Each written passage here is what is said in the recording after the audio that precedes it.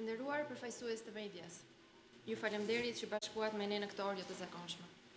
Me kërkesë të prokurorisë së përgjithshme, gjykata e lartë ka caktuar masën e sigurisë pezullim nga detyra për gjyqtaren e kësaj gjykate Malinda Andrea, e dyshuar për veprën penale të korrupsionit pasiv të gjyqtarëve. Gjithashtu, gjykata e lartë ka vendosur masën e sigurisë arrest në burg për bashkëshortin e gjyqtares Odisea Andrea, si dhe për 3 shtetas të tjerë të dyshuar për veprat penale të korrupsionit pasiv të gjyqtarëve në bashkëpunim dhe korrupsionit aktiv të gjyqtarëve në bashkëpunim. Masat e sigurimit për bashkëshortet Andrea nuk është mundur të ekzekutohet, pasi nga ta janë larguar jashtë Shqipërisë pak orë para se gjykata e lartë të vendoste masat e sigurimit ndaj tyre. Ndërkohë janë arrestuar nga ana e policisë së shtetit 3 të dyshuarit Ilia Çabiri, Petraq Dashi dhe Eleni Lino. Këta 3 shtetas dyshohet se i kanë paguar gjyqtares Malinda Andrea 50.000 euro për të dhënë një vendim në favor të tyre në një proces njohje prone që ishte në shqyrtim në gjykatën e lartë. Shuma e parave dyshohet si është dhënë gjyqtares nëpërmjet bashkëshortit të saj, Odisea Andrea. Hetimi për këtë çështje ka nisur nga Prokuroria për Krime të Rënda, e cila ka kryer veprimet e nevojshme procedurale. Pasi është konstatuar se në veprimet e dyshimta korruptive rezulton e përfshirë edhe një gjyqtar i gjykatës së lartë, hetimet i vijoi Prokuroria e Përgjithshme si struktura kompetente për hetimin e zyrtarëve të institucioneve kushtetuese. Nga aktet hetimore të deritanishme, rezulton se i dyshuari Ilia Çabiri nga Saranda, në cilësinë e përfaqësuesit të një familje ish-pronare, ka zhvilluar disa procese gjyqësore për njohjen e një sipërfaqe toke prej rreth 40 hektar në zonën e Butritit.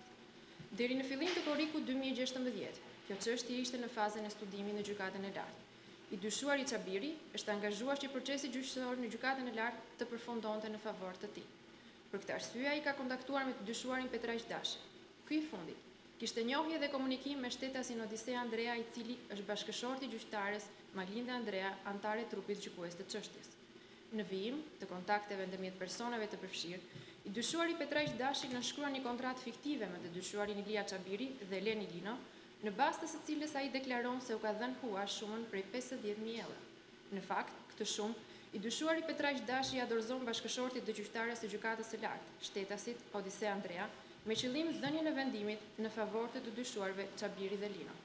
Një ditë pas dhënies së parave, konkretisht në datë 12 korrik 2016, trupa e gjykatës së lartë, pjesë së cilës është dhe e dyshuara Malinda Andrea, u shpreh me vendim në favor të shtetasve Ilia Çabiri dhe Eleni Lino.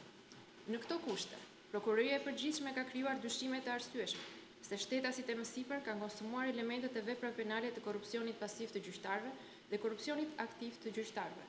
Për këtë arsye, Prokuroria e Përgjithshme dorëzoi kërkesat e saj në gjykatën e lartë, e cila vendosi si më poshtë. Për veprën penale të korrupsionit pasiv të gjyqtarëve në bashkëpunim, për të dyshuarën Malinda Andrea, gjyqtarin në gjykatën e lartë, u vendos masa e sigurimit pezullim nga detyra. Për të dyshuarin Odisea Andrea, bashkëshorti i gjyqtares, u vendos masa e sigurisë arrest në burg. Po ashtu, për veprën penale korrupsionit aktiv të gjyqtarëve në bashkëpunim, për të dyshuarin Ilia Çabiri dhe Eleni Lino, në cilësinë e përfituesit të pronës, u vendos masa e sigurimit arrest në burg.